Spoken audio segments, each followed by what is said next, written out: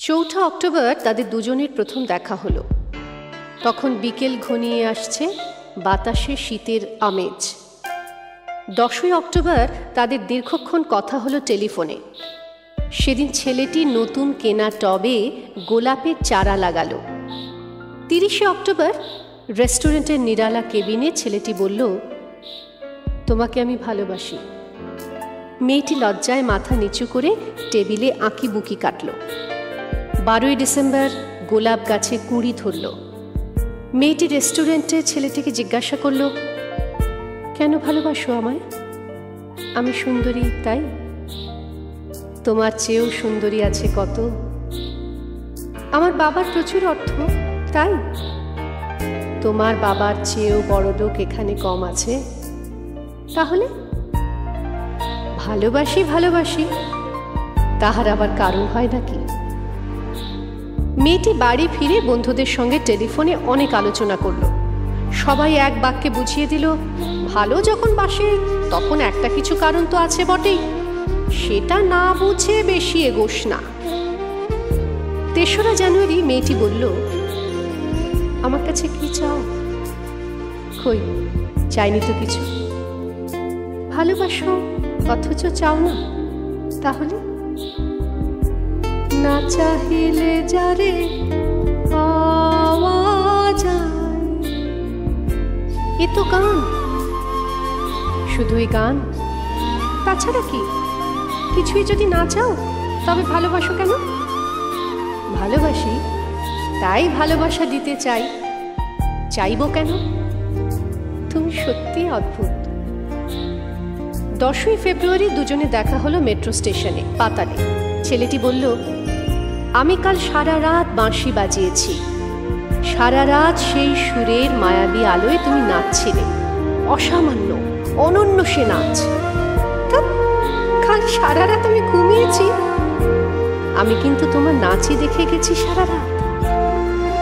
তোমার বাঁশি একদিন শুনতে হবে। 12ই মার্চ ছেলেটি বাঁশি বাজালো। মেয়েটি শুনল। সময় থমকে থেমে রইল অনেকক্ষণ। বাঁশি যখন থামল, মেয়েটির দু চোখ ভরা জলে। বলল, বাঁশি শুনতে শুনতে আমার ঘুম এলো আবেশে। আমি দেখলাম আমি নাচছি মেঘের মাঝখানে, তারাদের পাশে। আমি নাচছি, আকাশে ফুলের গন্ধ। ডাক্তার আমায় বাঁশি বাজাতে নিষেধ করেছে। সে কি, কেন? বাঁশি আমায় টেনে নিয়ে যায় স্বপ্নের মধ্যে। ডাক্তার বলেছে, স্বপ্ন দেখে দেখে আমার মস্তিষ্কের শিরা উপশিরায় জট পাকিয়ে যাচ্ছে। তাহলে ভাবছি। 16ই এপ্রিল মেয়েটি বলল, আমার বন্ধুরা বলেছে তুমি খুব ভালো, অসাধারণ, কিন্তু তুমি সৃষ্টি ছাড়া, তোমার স্বপ্ন সব অর্থহীন। আমি জানি। স্বপ্ন টপ্ন ছেড়ে দিতে পারো না তুমি? না। তাহলে তাহলে তুমি তো আমাকে হারাবে। তোমায় পাইনি তো কখনো। 5ই মে ছেলেটির মস্তিষ্কে অপারেশন হলো। একটু সুস্থ হতে মেয়েটি এসে বলল, ভালো আছো তো? এখন আর স্বপ্ন দেখছো না তো? দেখছি, আরো সুন্দর সব স্বপ্ন।